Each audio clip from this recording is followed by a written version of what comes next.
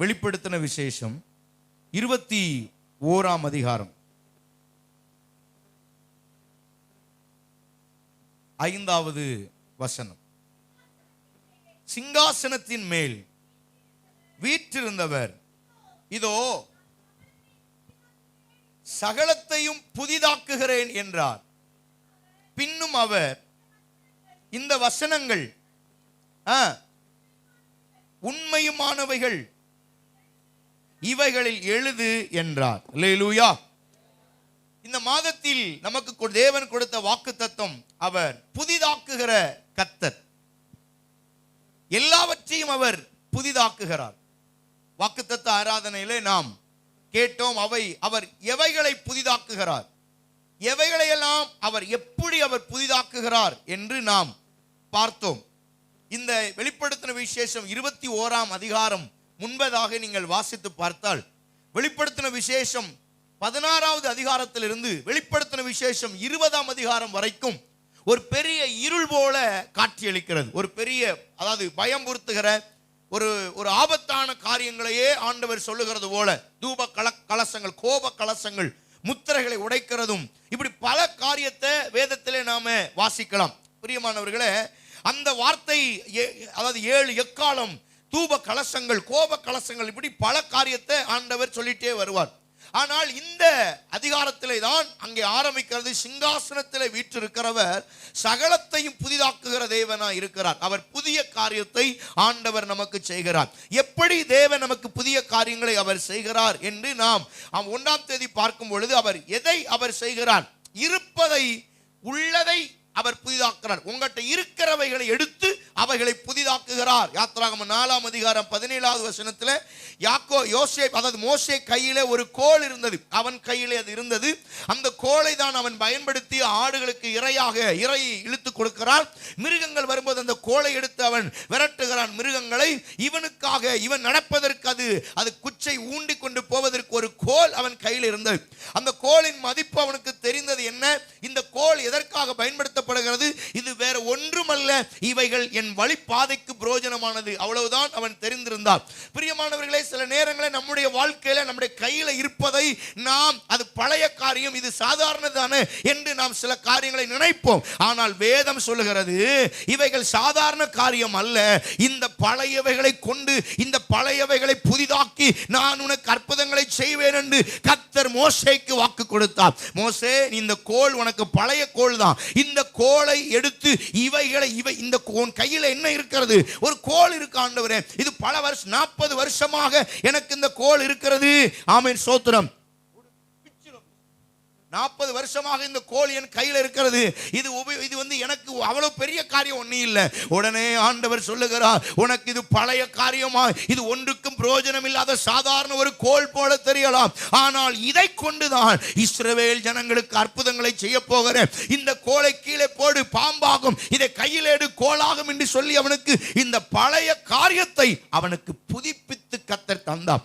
இன்றைக்கு தேவன் உங்களுக்கு சொல்லுகிற வார்த்தை, உங்கள் கையில் ஏதோ ஒரு பழைய காரியம் இருக்கலாம், ஒன்னும் இல்ல, ஒரு சாதாரண ஒரு காரியம் இருக்கு. ஆண்டவர் சொல்லுகிறார், இவைகளை புதிதாக்குகிறேன். எங்க ஆண்டவர், என் பிள்ளைகள் ஒன்னும் இல்ல, ஒரு வேஸ்டா, உப்பு காய்க்கு பிரயோஜனம் இல்லாம அவன் குப்பை மாதிரி இருக்கிறான். எல்லாரும் அவனை ஒதுக்கினார்கள், தூரை தள்ளினார்கள், பிரயோஜனமற்றவனா இருக்கிறான். ஆண்டவர் சொல்றார், இவைகளை எடுத்து நான் உபயோகித்து பழையவைகளை புதிதாக்கி உன்னிடத்தில் இருப்பதை புதிதாக்கி அதை பயன்படுத்த சித்தமுள்ள கர்த்தர் நம்முடைய ஆண்டவர்.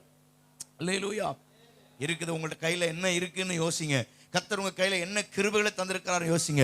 இந்த கிருபைகளை கர்த்தர் உங்களுக்கு பயன்படுத்த அவர் வல்லமையுள்ள தேவனாய் இருக்கிறார். பெரிய காரியத்தை செய்ய வல்லமையுள்ள தேவனாய் இருக்கிறார். இருப்பதை புதிதாக்குகிறவர் நம்முடைய ஆண்டவர். இருக்கிற காரியத்தை புதிதாக்குகிற தேவன் நம்முடைய ஆண்டவர். அதனால நீங்க பயப்பட வேண்டிய அவசியம் இல்லை. கர்த்தர் பெரிய காரியங்களை உங்களுக்கு செய்வார். அப்ப இருக்கிறதை அவர் புதிதாக்குகிற தேவன். 2வது யாத்திராம் 17ஆம் அதிகாரம் 17 முதலாவது இருப்பதை புதிதாக்குவார். 2வது பழமையானதை அனைத்தையும் புதிதாக்குவார். புதிதாக்க அவர் வல்லவராய் இருக்கிறார். இருப்பதையும் அவரால் புதிதாக்க முடியும்.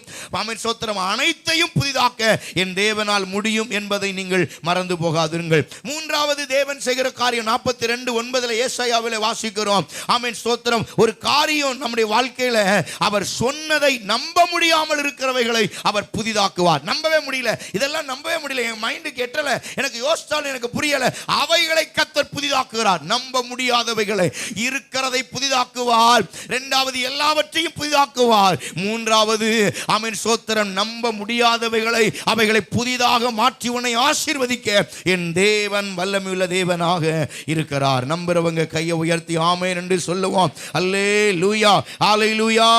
கர்த்தர் புதிதாக்குகிறவன். உங்களுடைய ஜீவிய நாட்களில் கர்த்தர் எல்லாவற்றையும் புதிதாக்கி உங்களை ஆசீர்வதித்து உங்களை கனப்படுத்தி உங்களை உயர்த்தி மேன்மைப்படுத்துவாராக. அல்லேலூயா, அல்லேலூயா. இன்றைக்கு அவர் புதிதாக்குகிற தேவன் நமக்கு கொடுக்கிற வார்த்தைகளை நாம் தியானிக்க வேண்டும். தேவன் நமக்கு எப்படிப்பட்ட காரியத்தை அவர் செய்கிறார், எப்படிப்பட்ட மேன்மையானவைகளை ஆண்டவர் நமக்கு செய்கிறார். ஸ்தோத்திரம். மறுபடியும் அந்த வசனத்தை வாசிக்கலாம். வெளிப்படுத்தின விசேஷம் 21 அதிலே 5வது வசனத்தை நான் உங்களுக்கு வாசிக்கிறேன். ஸ்தோத்திரம். சிங்காசனத்தின் மேல் வீற்றிருந்தவர் இதோ சகலத்தையும் புதிதாக்குகிறேன் என்றார். இந்த வசனங்கள் சத்தியமும் உண்மையுமானவைகள், இவைகளை எழுது என்றார். அல்லேலூயா. சகலத்தையும் எல்லாத்தையும் நான் புதிதாக்குவேன். உங்க ஜீவியத்தில் எது எது பாலடைந்து இருக்கிறதோ அவைகளை ஆண்டவர் புதிதாக்க உண்மை உள்ளவராய் இருக்கிறார். எவைகளை ஆண்டவர் புதிதாக்குகிறார், எவைகளை எல்லாம் அவர் புதிதாக்குகிறார். நம்முடைய தனிப்பட்ட காரியத்துல சில காரியங்களை தேவனை நம்ம சரியா புரிந்து கொள்ளாம, தேவனை சரியா நம்ம அண்டர்ஸ்டாண்ட் பண்ணாம அவரை நாம் குற்றப்படுத்துகிறோம், அவரையே நாம் முறுமுறுக்கிறோம். சில நேரங்களில் ஆண்டவர் நமக்கு சில வாக்குத்தத்தங்களை தருவார். வேதத்தை வாசிட்டே இருப்போம், ஒரு சில வசனங்கள் நம்மளை தொடுதா, சில வசனங்கள் தொடும். உடனே நம்ம அப்படி ஜெபம் பண்ணிட்டு அப்படி மூடி வச்சுட்டு நம்ம வேலையை பார்த்துருவோம். ஆனா அது ஒரு விளைவை நமக்கு ஏற்படுத்தாது. அந்த வசனம் நம்முடைய வாழ்க்கையில எந்த மாற்றத்தையும் கொண்டு வராது. ஆனா இந்த வசனம் நம்ம தொட்ட மாதிரி தோணும், நம்மோடு பேசின மாதிரி தோணும். ஆனா நம்ம அதை கடந்து போயிருவோம், அதை விட்டுட்டு போயிருவோம், அடுத்து போயிரும். 1 நாள் ஆகும், 2 நாள் ஆகும், 1 மாதம், 1 வருடம், 2 வருடம், 3 வருடம் கூட ஆயிரும். ஆனால் அந்த வசனத்தை, அந்த வசனத்திலே அல்லது அந்த சொப்பனத்திலே, அந்த தரிசனத்திலே கர்த்தர் சொன்னது ஒரு நாள் நடக்கும். நடக்கும் போது நம்முடைய மனம் சொல்லும், அன்றைக்கு இந்த சொப்பனத்தை பார்த்தேன், அன்றைக்கு இந்த வார்த்தையை படித்தேன், அன்றைக்கு இந்த காரியம் எனக்கு கர்த்தர் செய்வேன் என்று ஒரு வாக்கு கொடுத்தார், அன்றைக்கு சொன்னதை இன்றைக்கு நிறைவேற்றிருக்கிறார் என்று பழைய காரியத்தை, பழமையானவைகளை, என்றோ ஒரு நாள் எனக்கு சொப்பனம், என்றோ ஒரு நாள் எனக்கு கொடுத்த தரிசனம், என்றோ ஒரு நாள் எனக்கு வாசித்த வசனங்கள் என்று அன்று பழைய காரியத்தை தேவன் எடுத்து இன்றைக்கு புதிதான நன்மையினாலே கர்த்தர் நிரப்ப வல்லமையுள்ள தேவனா இருக்கிறார். ஹல்லேலூயா. வெளியே வீட்டுக்கு வாசற்படியில இருந்த 6 கச்சாடிகள், பழைய கச்சாடிகள், அதுல எந்த பிரயோஜனம் இல்லை. அது எங்கேயாவது வெளியில போயிட்டு வந்தா அந்த தண்ணி எடுத்து கால் கழுவத்தான் அந்த கச்சாடிகள் உதவும். அது தூரை ஒதுக்கப்பட்டது, பாத்ரூம் பக்கத்துல வாசல்ல வைக்கிறது, அது வேஸ்ட். அதுல அதை வச்சு எந்த பிரயோஜனம் இல்லை. வேதம் சொல்லுகிறது, ஒதுக்கப்பட்ட பழைய பாத்திரமா இருக்கிற அந்த 6 கச்சாடிகளை எடுத்து கர்த்தர் மதுரமான ஒரு திராட்சரசமாய் மாற்ற கர்த்தரால் முடியுமானால் நம்முடைய ஜீவியத்தை மாற்ற, நம்முடைய வாழ்க்கையை மாற்ற, நம்முடைய வாழ்க்கையை புதிதாக உயிர்ப்பிக்க என் தேவன் வல்லமையுள்ளவராக இருக்கிறார். கையை உயர்த்தி அல்லேலூயா. ஒரு ஜெபம் பண்ணும், ஆண்டவரே என் ஜீவியத்தில் சில காரியம் என்னால மீண்டு வர முடியல. அது பழைய பாவங்களா இருக்கலாம், அல்லது அது பழைய சத்துருவின் போராட்டங்களா இருக்கலாம். ஏதோ ஒரு பெரிய பழைய காரியம் உங்களை அழுத்திட்டு இருந்தா இன்றைக்கு கர்த்தர் சொல்லுகிற வார்த்தை, அவைகளை அழித்து உன்னை புதிதாக்க, உன்னை மாற்ற கர்த்தர் உண்மையுள்ளவராக இருக்கிறார். கைதட்டி கர்த்தரை ஸ்தோத்திரம் பண்ணுவோம். நல்ல கையை தட்டி கர்த்தரை ஸ்தோத்திரம் பண்ணுவோம். ஹல்லேலூயா. கர்த்தர் உன்னை புதிதாக்க வல்லவராய் இருக்கிறார். ஸ்தோத்திரம். தேவன் எவைகளை நமக்கு கொடுத்திருக்கிறார், எவைகளை அவர் புதிதாக்க அவர் விரும்புகிறார். எடுத்துக்கிடுங்க, அப்போஸ்தலர் நடவடிக்கைகளை திருப்புவோம். ஸ்தோத்திரம். ஆண்டவர் இன்றைக்கு நம்மோடு கூட பேசுவாராக. எவைகளை ஆண்டவர் விரும்புகிறார் நம்மிடத்தில்? முதலாவது, எவைகள் புதிதாக்கப்பட வேண்டும், எவைகளெல்லாம் நம்முடைய ஜீவியத்தில் மாற்றப்பட வேண்டும்.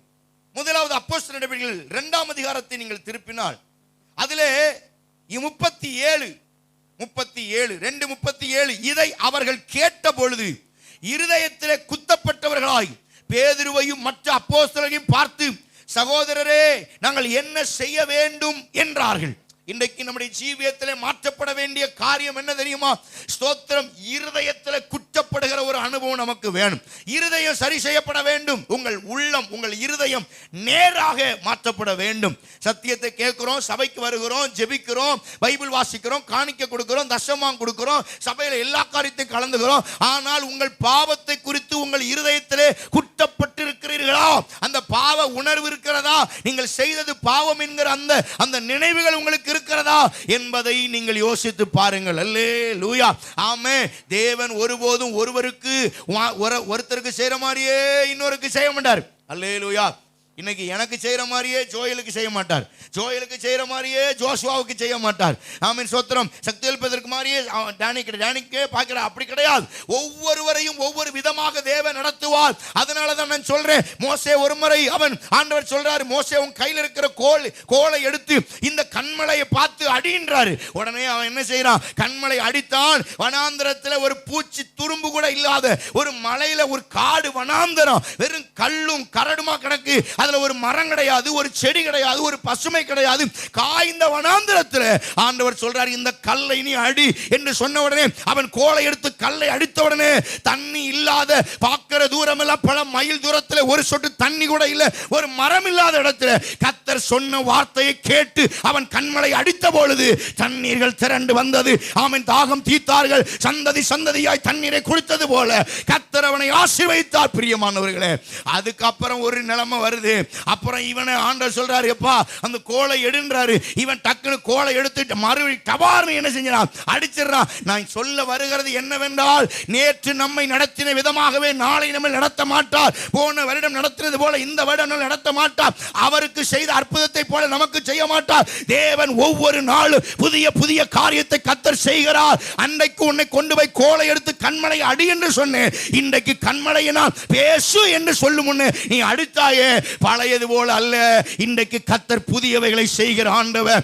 எவ்வளவு பெரிய லீடர் மோசே, எவ்வளவு பெரிய தேவ மனுஷன் தெரியுமா? பைபிள்ல இரட்சகன்னு போட்டிருக்கிற ஒரு நபருக்கு அவன் இரண்டாவது நபர் இரட்சகர் அப்படின்னா, பைபிள்ல முதல் இரட்சகனாக கர்த்தர் மோசேயை 430 வருஷம் அடிமைத்தனத்தில் இருக்கிற இஸ்ரவேல் ஜனங்களை இரட்சிக்கிற இரட்சகனாக மோசே தெரிந்து கொண்டார். ஒரு இரட்சகனையே ஆண்டவர் சொன்னாரு, என் வார்த்தையை மீறிட்ட, அதனால மகனே நீ எங்க போக முடியாது, கானானுக்குள்ள நோ நாட் அலவுட் போக முடியாது.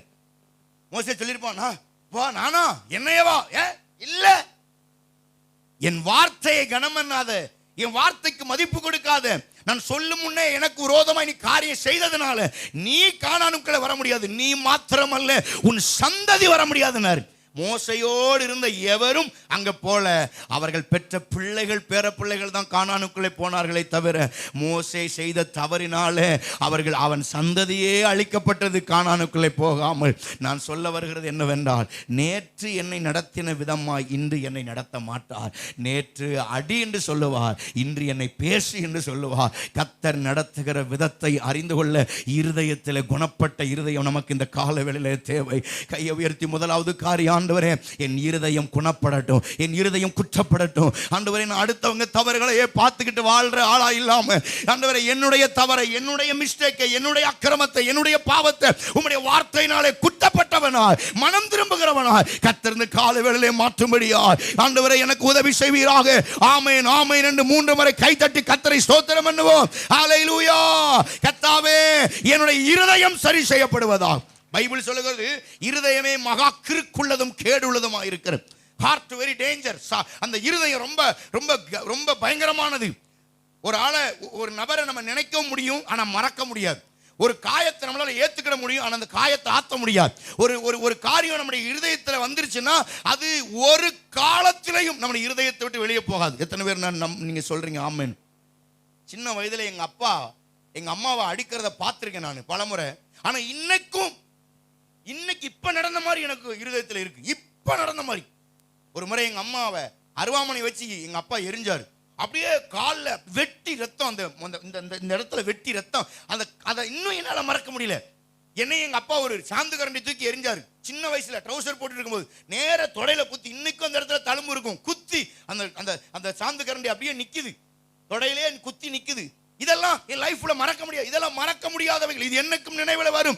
இழந்தது, போனது, வந்தது, அந்த துரோகங்கள், வேதனைகள், அவமானங்கள், நிந்தைகள், விழுந்தது, எங்கெல்லாம் நம்ம விழுந்து அவமானப்பட்ட இவைகளை ஒருபோதும் நம்மளால் மறக்க முடியாது. மன்னிக்க முடியும், ஆனால் மறக்க முடியாது. பிரியமானவர்களே, அதுதான் சத்திய வேதம் கூறுகிறது. பிரியமானவர்களே, உங்கள் இருதயம் மிக மகா கிறுக்குள்ளதும் கேடுள்ளதுமாய் இருக்கிறது. அதனாலதான் பேதுரு பிரசங்கம் பண்ணார், உங்கள் இருதயத்தை குற்றப்பட்டவர்களாய் நீங்கள் ஆண்டவருக்கு உங்களை ஒப்புக் கொடுக்க வேண்டும். இருதயம் சரி செய்யப்பட வேண்டும். உங்கள் இருதயம் சரியா இருக்கான்னு பாருங்க. சும்மா அது கிறுக்கு மாதிரி உங்க இருதயம் உளறிக்கிட்டு இருக்கான்னு பாருங்க. உங்க இருதயம் சரியாகணும். சின்ன பிள்ளைங்க, சின்ன வயதுல நாம பிள்ளைகளை அடிச்சிருவோம். பிள்ளைகளை அடிச்ச உடனே இந்த பிள்ளைகளுக்கு நம்ம என்ன செய்யறோம்? இப்போ சக்திவேல் பிரதர் மகா இங்க வந்து மண் அள்ளி இந்த தம்பி மேல போட வந்தா, நான் சத்தம் போட்டு அப்படின்ன உடனே பயந்துட்டு ஓடி அழுதுட்டு போயிருச்சு. இப்போ அவங்க என்ன செய்வாங்க? ஒரு சாக்லேட்டை கொடுத்த உடனே அது சாக்லேட்டை பிரிச்சுக்கிட்டு போயிடும். ஆனா அடுத்த வாரம் வரும்போது, நெக்ஸ்ட் வீக் வரும்போது, அதே இடத்துக்கு வரும்போது அந்த பிள்ளைக்கு என்ன தோணும்? நான் இதே மாதிரி நிக்கணும், அவ இங்க வந்து அந்த மண்ணை அள்ளணும்.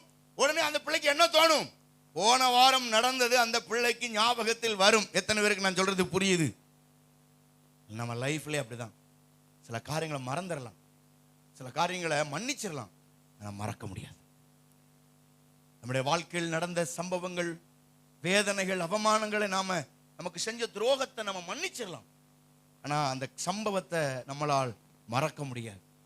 பிரியமானவர்களே, ஆண்டவர் சொல்றாரு, உங்கள் இருதயத்தை சரி செய்யுங்கள், உங்கள் இருதயத்தை மகிழ்ச்சி ஆக்குங்கள், உங்கள் இருதயத்தை தூய்மையாக்குங்கள்.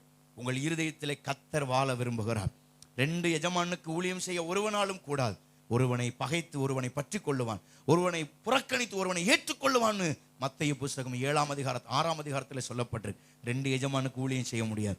ஸ்தோத்திரம். உங்கள் இருதயம் கர்த்தருடைய கரத்திலே ஒப்புக் கொடுங்க. உங்கள் இருதயத்தில் தெய்வீக வல்லமை, தேவ சமாதானம் உங்கள் இருதயத்தை ஆளுகை செய்யட்டும். உங்கள் இருதயம் சரி செய்யப்படுவதா? அல்லேலூயா. உங்களுக்கு ஞாபகம் இருக்கா? உங்க சின்ன வயசுல உங்களுக்கு துரோகம் செய்தவங்க, உங்களை அடிச்சவங்க, உங்களை காயப்படுத்தினவங்க ஒரு நாளும் மறக்க முடியாது. மறந்துட்டீங்கன்னு சொல்றீங்களா? மறந்துட்டேன் பாஸ், எனக்கு அதெல்லாம் ஞாபகம் இல்லை. அப்போ நீங்க அந்நியன் மாதிரி தான் மாறணும்.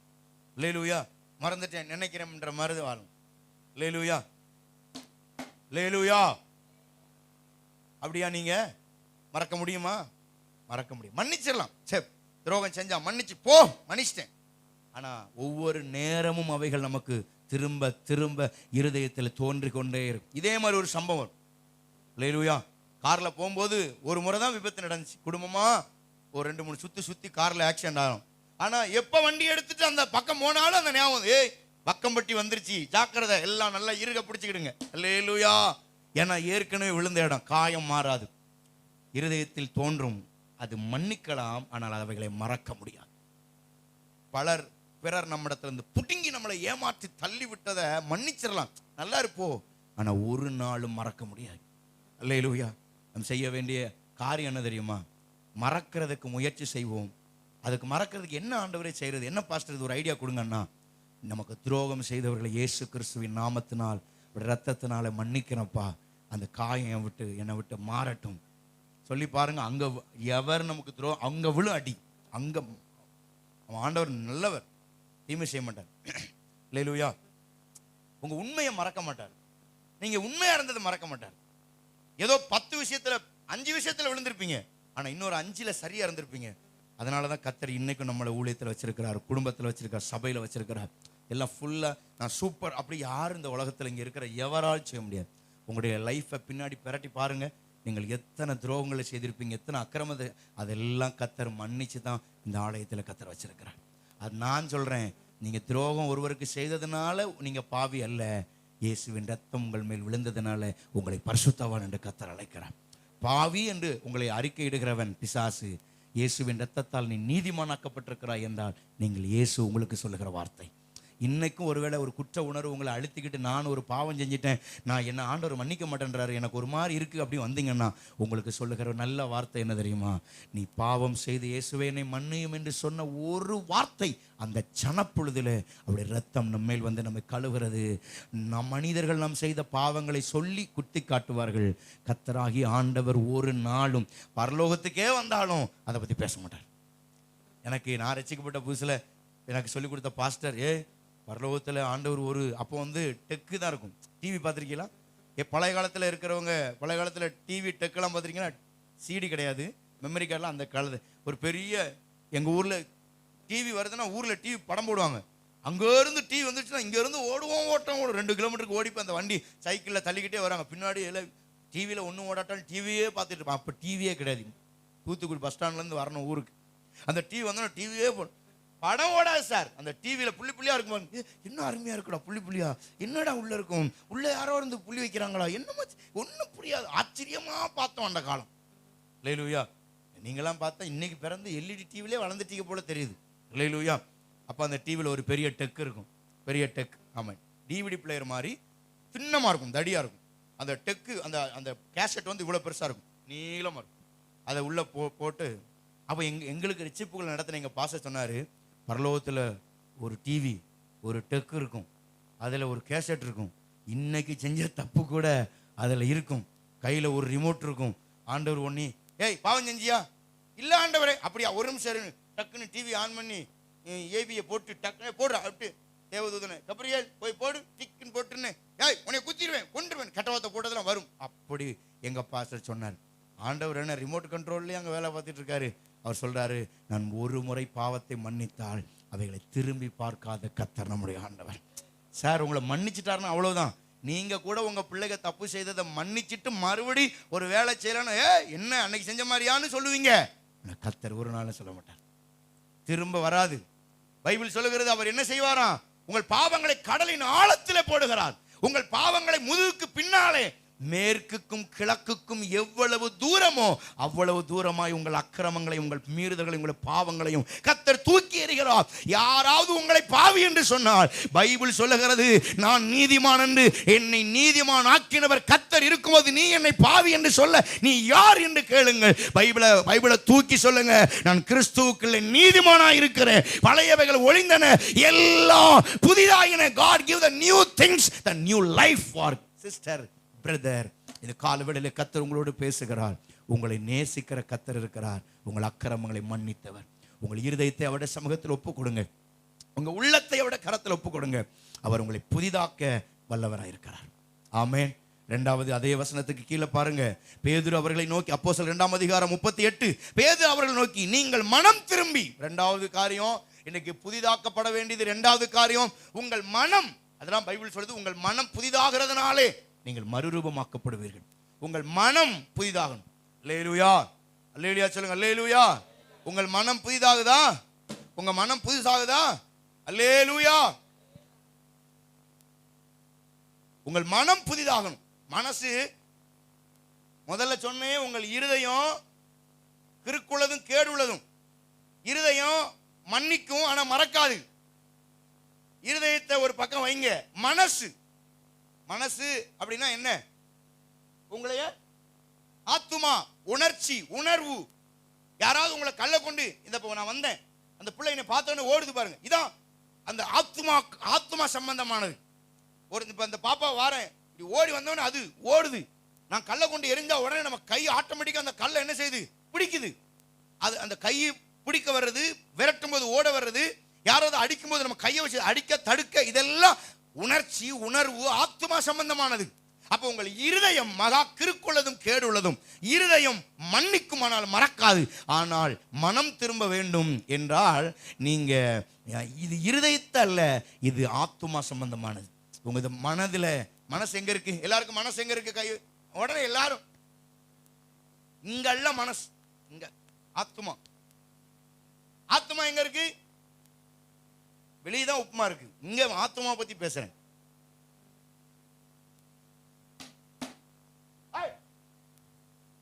வெளியதான் உப்புமா இருக்கு, கிச்சடி. ஆனா உள்ள என்ன இருக்கு? ஆத்துமா. எல்லாம் கை இங்க வைங்க. ஆத்துமா, ஆத்துமாவே கையை வச்சே சொல்லுங்க, ஆத்துமாவே நீ ஏன் கலங்குகிறாய்? நீ ஏன் தியங்குகிறாய்? தேவனை நோக்கி காத்திரு, அவராலே ரட்சிப்பு. நல்ல சத்தமா சொல்லுங்க, அவராலே நீ நம்புவது வரும். அல்லேலூயா. நல்லா சொல்லுங்க.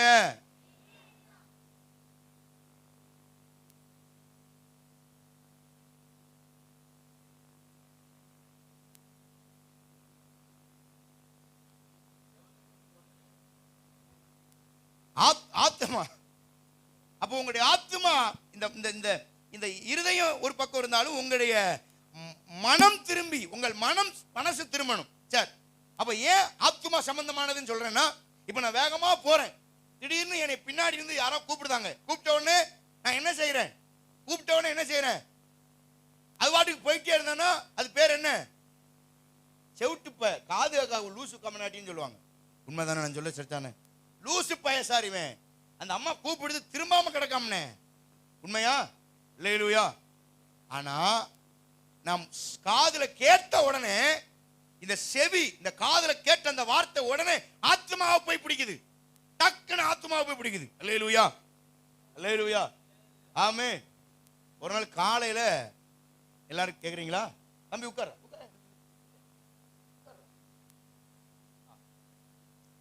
பாருங்க, ஒரு நாள் காலையில இந்த இந்து கோயில் விசேஷம் திருவிழா நடந்துச்சு. திருவிழா நடக்கும்போது காலையில ரண்டக்க ரண்டக்க ரண்டக்க ரண்டக்கன்னு ஒரு பாட்டு தெரியாது இந்த ரண்டக்க.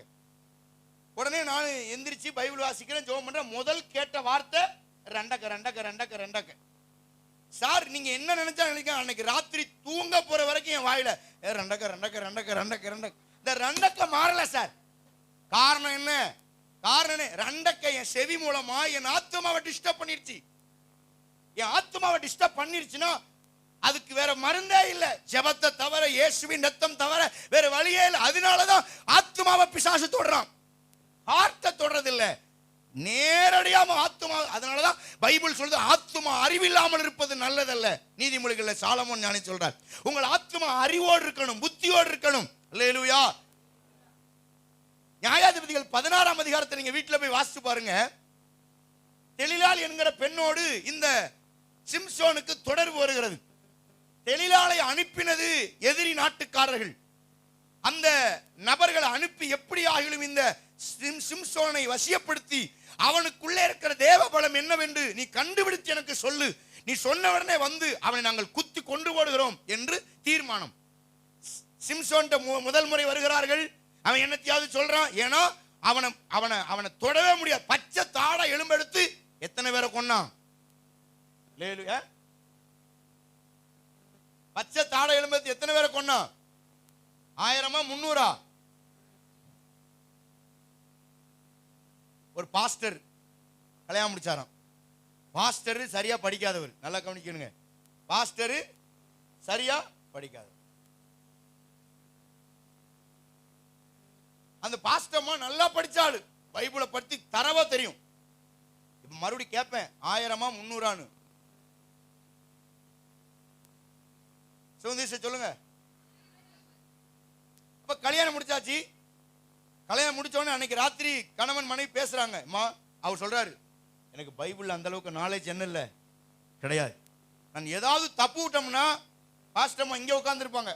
பாஸ்டர் பசங்க பாஸ்டர் இங்க இந்த கப்ரி ஃபேபியன் பால் மாதிரி இங்க உட்கார்ந்து இருப்பாங்க. இவர் தப்பா விட்டாருன்னா அப்படிமாங்க அந்த அம்மா. உடனே அவரு ஐயோ தப்பு விட்டோம் போல அப்படி மாத்திக்கிடுவாரு. இதான் அவங்களுடைய டீல். உடனே ஊழியம் வந்துட்டே இருந்தது. ஒரு நாள் சிம்சன் கதையை பேச ஆரம்பிச்சார். உடனே இவரு பேசி ஒரு பச்சை தாடை எலும்பை எடுத்து சிம்சோன் 300 கழுதைகளை ஆட்களை கொன்றான். ஒன்னு தப்பு. உடனே அந்த அம்மா கேளு அப்படின்னுச்சு. ஐயோ மன்னிக்கவும், அது 300 அல்ல, அது 600 பேரை அடித்து கொண்டு போனான் அப்படின்னு. ஐயோ மன்னிச்சுக்கிடுங்க சாரி, ஒரு 700 பேரை கொண்டான். மறுபடியும் இவரு கோவம் வந்துருச்சு. இன்னும் ஊம்ல ஊக்கும்ல 800 தான் அப்படின்ட்டாராம். எத்தனை பேருக்கு விளங்கிச்சு? இனி நீ ஊர் சொன்னாலும் சரி ஊக்குனாலும் சரி 800 தான், அதுக்கு மேல தாண்டாதுன்ட்டான். இப்படி காலத்துல நாம என்ன செய்யறோம்? வாழ்றோம். இப்ப சொல்லுங்க, பச்சை தாடை எலும்பெடுத்து எத்தனை பேரை கொண்டானாம்? வசனத்தை சொல்லுங்க எங்க இருக்குன்னு. நியாயாதிபதிகள் 15. அப்ப எத்தனை பேர்? 1000 பேரை அவன் கொண்டான். இதெல்லாம் சரித்திரம் சொல்லுகிறது. கடைசியில 3 முறை 2 முறை ஏமாத்துறான். 3வது முறை ஏமாத்த என்ன செய்யல? ஏன்னா அவன் கயிறை வச்சு கட்டினாங்களாம், சணல்ல அது நெருப்புல பட்டது மாதிரி அத்துட்டு ஓடிடுவானோ. பயங்கர வீரசாலி வீரன், பயங்கர தைரியமான. நடந்தது என்ன? அந்த வீரன் சொல்லுகிற வார்த்தை நியாயாதிபதிகள் 16:16 வாசிங்க. இந்த வீரன் சொல்றான், என்ன சொல்றான்? தினம் தினம் தன் வார்த்தையினாலே நெருக்கி அலட்டி கொண்டிருந்தபடியினால் என் ஆத்துமாவிலே சாகத்தக்கதாய் விசனம் வைத்தானாம். பைபிள்ல சொல்லுது, ஆத்துமாவிலே விசனம். ரொம்ப கஷ்டம். ஆத்தும விசனம் மாறவே மாறாது சார். மத்தவங்க நம்மளை பத்தி தப்பா பேசுறாங்க, அவங்க இருதயத்துல இருந்து பேசல, அவங்க ஆத்துமா விசனப்பட்டிருக்கு. அவங்க ஆத்துமா விசனப்பட்டிருக்கு. இன்னைக்கு ஒரு பையன் சினிமா பைத்தியமா இருக்கான், அவனை நான் கண்டிக்கிறேன். ஏய் சினிமா பார்க்காத, அதுக்கு எக்ஸாம்பிள் கொடுத்து அப்படி இப்படி சொல்றேன். அவன் சினிமா விட்டுறான், ஆனாலும் அவனை சினிமா சினிமா சினிமான்னு அவனை சொன்னேன், குற்றப்படுத்திக்கிட்டே இருந்தேன்னா நான் வந்த வழி, என் ஆத்துமா சந்தித்த எல்லாம் சினிமா சம்பந்தமாக இருக்கும். நான் விழுந்தது சினிமா, நான் வாழ்ந்தது சினிமா. இப்படியே வாழ்ந்ததுனால என் ஆத்துமாவுக்குள்ளே பயங்கர போராட்டம் இருந்ததுனால நான் வந்த வழியில இவன் வந்து விடுவானோ என்று நம்முடைய இருதயம் அங்கலாய்த்து நம்முடைய ஆத்துமா அடிக்கடி அவர்களை பார்த்து நாம் செய்த குற்றத்தையே அவர்கள் மேல் சுமத்தி கொண்டே இருக்கும். ஆத்தும விசனம். ஆமென். அல்லேலூயா, அல்லேலூயா. அப்பா பிள்ளைகளை கண்டிப்பாரு. பொம்பளை பிள்ளை அங்க போகாத, அங்க பார்க்காத, அவனை பார்த்து சிரிக்காத, அங்க போகாத. இதெல்லாம் ஏன் அப்பா சொல்றாரு? ஏன் அப்பா சொல்றாரு? நடந்த வழிகள் இதெல்லாம் தாண்டி தானே வந்தோம், இதெல்லாம் கடந்து தானே வந்தோம். அதனாலதான் எங்கள் ஆத்துமாவிலே அவைகள் விசனப்பட்டிருக்கிறோம். ஆத்துமா காயப்பட்டிருக்கிறது. இந்த காயத்தை நம்முடைய பிள்ளைகள் அந்த காயத்தில் அகப்பட்டு விடக்கூடாது என்பதற்காகவே ஆத்துமாவில் இருந்து அந்த வார்த்தை வந்து கொண்டே இருக்கிறது. ஆத்துமா விசனப்படாதபடிக்கு பார்த்துக் கொள்ளுங்க. உங்கள் ஆத்துமா எங்க இருக்கு? ஆத்துமா எங்க இருக்கு? இங்க சொல்லுங்க. ஆத்துமா எங்க இருக்கு? அல்லேலூயா, ஆமென். கடைசியாக மூன்றாவது, ஒவ்வொருவரும் பாவ மன்னிப்புக்கென்று இயேசு கிறிஸ்துவின் நாமத்தினாலே ஞான ஸ்நானம். அல்லேலூயா. ஒவ்வொருவரும் பாவ மன்னிப்புக்கென்று ஞான ஸ்நானம் எடுக்கும். ஞான ஸ்நானம் எத்தனை பேர் எடுத்திருக்கீங்க? அல்லேலூயா. உங்கள் பாவங்க மன்னிக்கப்பட்டுட்டுனா, இருதயம் பரிசுத்தமாயிருச்சுன்னா, ஆத்துமா சரியாயிருச்சுன்னா நீங்க ஞானஸ்நானம் எடுத்துறணும். ஞானஸ்நானத்தை பத்தி கொஞ்சம் பேசிட்டு நான் ஜெபம் பண்ண விரும்புறேன். எத்தனை பேர் ஞானஸ்நானம் எடுக்காதவங்க கை வைத்துங்க. இன்னும் எடுக்கல. 1 2 3 4 கௌசல்யா 4 5 முத்துமீனா 6 7 8 9 10. அல்லேலூயா. இந்த இடத்திலே 10 பேர் ஞானஸ்நானம் எடுக்கலாம். பாவத்தை மன்னிச்சிட்டாரா ஆண்டவர்? பாவத்தை மன்னிச்சிட்டாரா? ஜெயஸ்ரகா, யாருக்கு தெரியும் குந்தனின் அழைப்பு அப்படின்ற மாதிரி உங்க பாவத்தை மன்னிச்சிட்டாரா? அதுக்காக லேட்டா வந்தீங்களோ? அல்லேலூயா, ஆமென். அப்ப 10 பேர் ஞானஸ்நானம் எடுக்காம இருக்கீங்க. பாவத்துக்கு செத்தாச்சு. செத்தாச்சா சாகலையா? சத்தமா சொல்லுங்க. பாவத்துக்கு செத்தாச்சா சாகலையா? செத்தாச்சு. சரி, நான் சொல்றேன் ஜெயஸ்ரகா, செத்த ஒரு ஆளை எத்தனை நாள் வச்சிருப்பாங்க வீட்டுல? ஒரு நாள். செத்த உடனேயே சொல்லிடுவான், சார் அம்மா பாடி எப்ப தூக்குற மாதிரி ஐடியா. அது வரைக்கும் பாஸ்டர் மாங்க. அதுக்கப்புறம் பாடிய உங்க சர்ச்சில் ஏதோ சாவாமல பாடி எப்போ தூக்குறாங்க? இந்த தானே வரும். மதிப்பு இல்லை சார். செத்தவனை ஒரு நாளைக்கு மேலே வைக்க மாட்டாங்க. ஒருவேளை வெளிநாட்டிலேருந்து வந்தாங்கன்னா செண்டு கிண்டு அடித்து வினிகர் ஊற்றி அதை பதப்படுத்தி ஒரு நாள் வச்சு ஐஸ் பாக்ஸ் வச்சு மறுநாள் வரலன்னா அவன் அமெரிக்காவிலே இருக்கட்டும்னு இங்கே புதைச்சிருவாங்க. அப்போ ஒரு செத்த ஆளை ஒரு நாளைக்கு மேலே அந்த பாடி வைக்க முடியாது, தூக்கிடணும். உண்மையா? அவளை இறந்த உடனே மறுநாள் என்னச்சியாச்சு, கிளப்பு கிளப்பு கிளப்பு கிளப்பு. ஏன்னா அங்க பயணம் போயிட்டு இங்க வெறும் உடம்பு தான் இருக்கு. பாடியை தூக்கிருங்க. அப்போ அதே மாதிரி தான் நான் சொல்றேன், ஒரு பாவத்துக்கு செத்துட்டீங்கன்னா நீங்க இன்னும் அடக்கம் பண்ணாம வச்சிருக்கிறீங்க. எவ்வளவு நாத்தம் பாருங்க. இதுக்கு தான் நம்ம சென்ட், இதுக்கு தான் பேரன் லெவலி, பேரவர் எவ்ரிவேர். இத்தனை நான் சொல்ல விளங்குது. நீங்க எல்லாம் பாவத்துக்கு சிஸ்டர், பாவத்துக்கு செத்தாச்சு. பாருங்க, முத்தலகு சிஸ்டர் ஒவ்வொரு மாதமும் தசமாம் கொடுப்பாங்க. ஒரு ரட்சிக்கப்பட்டு ஞானஸ்தானம் எடுத்த ஒரு விசுவாசி தான் தசமாம் கொடுப்பாங்க. ஆனா இவங்க ஞானஸ்தானமே எடுக்காம கரெக்டா மாதம் 500 ரூபாய் தேவ சமூகத்துல தசமாம் கொடுத்துருவாங்க. என்னைக்கு? 1ஆம் தேதி காலையில. எனக்கு ஆச்சரியமா இருக்கு, எப்படி இது? ஒரு ஞானஸ்தானம் எடுத்த ஒரு ஆத்துமா, சபைக்கு 10 வருஷம் வர்ற ஒரு ஆத்துமா கரெக்டா தசமாம் கொடுக்கறது இல்ல. தசமாத்தை குறிச்ச அறிவு இல்லை. ஆனா நேத்து ரட்சிக்கப்பட்டு இன்னைக்கு தசமாம் கொடுக்குறாங்களே, எவ்வளவு ஆச்சரியம் பாருங்க. ஆனா அவங்க இன்னும் ஞானஸ்தானம் எடுக்காத நினைச்சு ரொம்ப மன வருத்தமா இருக்கு. அப்போ என்ன அர்த்தம்? ஞானஸ்நானம் எடுக்காதவங்க, நீங்க செத்ததுக்கு அப்புறம் உங்க உள்ளத்துல ஒரு நபர் செத்துட்டாங்க, உள்ளேயே செத்து கிடக்கு பாடி, சிஸ்டர் சீக்கிரம் ஞானஸ்நானம் எடுத்து. அல்லேலூயா. ரொம்ப நாள் அடக்கம் பண்ணிடணும். அது அப்படியே நாறிட்டே இருந்தா அது வீட்டையும் நாத்திரும், குடும்பத்தை வாழ்க்கையவே அழிச்சிரும். அல்லேலூயா. சுனேஷ் ஞானஸ்நானம் எடுத்தாச்சா? ஆமென். அல்லேலூயா. முடி நிறைய வச்சிருக்கேன்னு நினைக்காதீங்க, நான் விட்டுட்டேன். அவன் சர்ச்சுக்கு வந்தா எனக்கு போதும். அல்லேலூயா. வர வர வர அவன் சரியாயிருவான். கர்த்தர் நாமம் மகிமைப்படுத்து. ஆமென். ஒரு காலத்தில் இந்த சபையில் அப்படி என் கூட விசிட்டிங்க்கு வந்து அவ்வளோ ஒரு தூண் மாதிரி இருப்பான்.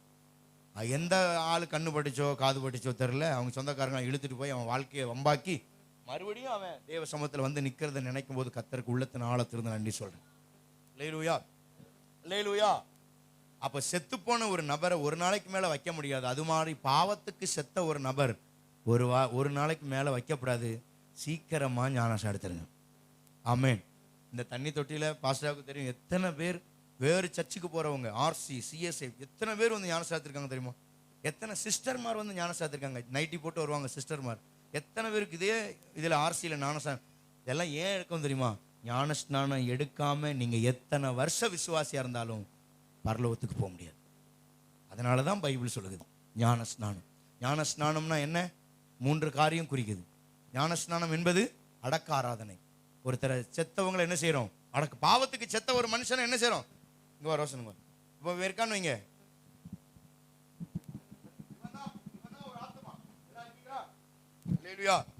இவன் தான் ஒரு ஆத்துமா. இவன் என்ன செஞ்சிட்டான்? இவன் உயிரோட இருக்கான், ஆனா இவனுக்குள்ள இருந்த பாவ ஆத்துமா என்ன செஞ்சிருச்சு? பாவ மனுஷன் செத்துட்டான். செத்த பாவ மனுஷனை என்ன செய்யணும்? அப்ப நம்ம ஞானஸ்நானம் எப்படிதான் சிலர் என்ன செய்யறாங்க? இப்படி கொடுக்குறாங்க. இப்படி கொடுக்க முடியாதுல்ல. இப்படி என்ன செய்வான்? செத்தவனை இப்படியா புதைப்பாங்க? முட்டாள்தனமா இருக்கு. அல்லேலூயா. அடக்கம், மரிச்சவனை அடக்கம் பண்றது போல நம்ம என்ன செய்யணும்?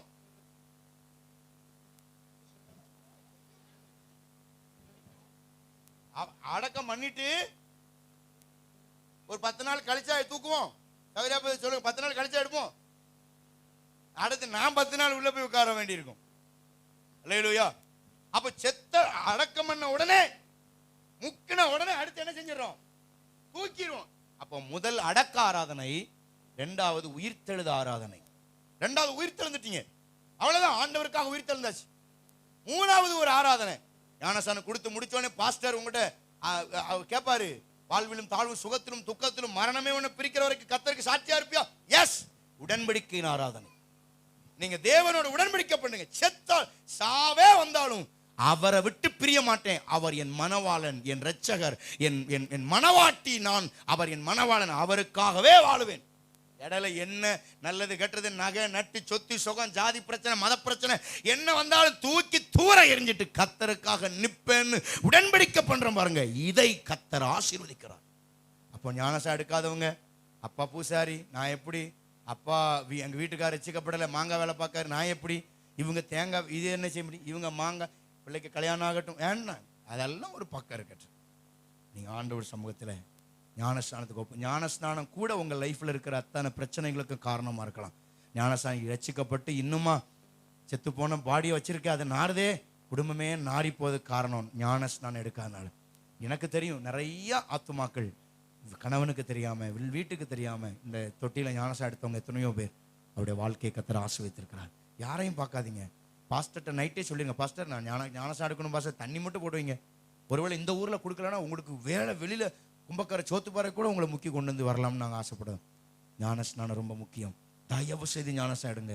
ஞானஸ்நானம் எடுக்கலைன்னா பிசாசு ஈஸியாக உங்களை தொடுவான், ரொம்ப ஈஸியாக தொட்டுருவான். ரொம்ப கேர்ஃபுல்லாக இருங்க. பாவத்தில் ஜெயிச்சிட்டிங்களா?